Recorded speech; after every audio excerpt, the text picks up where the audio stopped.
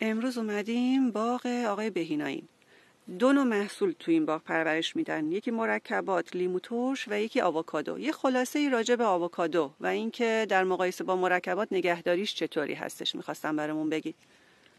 عرض که آووکادو تا حالا آفتش نسبت به مرکبات میتونم بگم 0 بوده، هیچ آفتی نداشتیم، رشد عالی بوده. بله. و ما همون سال اول و دوم که الان آخرشیم گلا رو حذف کردیم که رشدمون یه خورده بهتر باشه. به نظرم این ما میدونیم اطلاعاتمون خیلی کمه در مورد آووکادوها، ولی این چیزی که الان بلدیم این رقم مکزیکه. بله. حالا یا هسته یا فورتز یا زوتانو، نمیدونم حالا کدوم هست. نسبت به سرما خیلی مقاومه، خیلی که نه ولی خب برای مناطق معتدل خیلی مناسبه.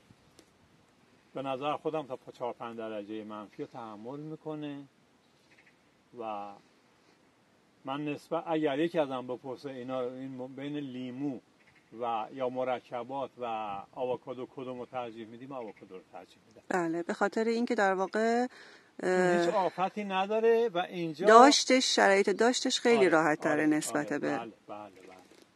الان آووکادوهای شما چند ساله هستن؟ ما دیگه عید که بیاد میشن 2 ساله. 2 ساله تکمیل شده و احتمالاً سال آینده اولین محصولتون رو برداشت میکنیم. زیاد قصد نداریم براشون بذاریم ثمر، ولی خب برای نمونه میذاریم که ببینیم چی داریم چی نداریم. درسته.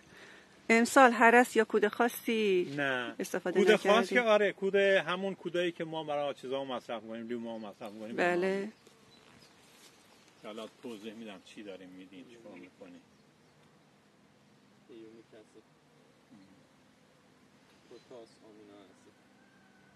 گلهاشون داره کم کم باز میشه. دیگه اینا احتمالاً برای عید و اینا باز بشن. آره باز شدن الان. نگاه کنید تک تک در حال باز شدن هستن. دانه دانه با توجه به هوا. البته اگه دیگه سرمایی نزنه. سرما ما هفته دیگه داریم تا منفی 2 درجه. حالا ببینیم گلا رو اذیت میکنه. گفتید تا منفی 4 درجه رو تحمل میکنه. گلش آره. گلش تحملش کم.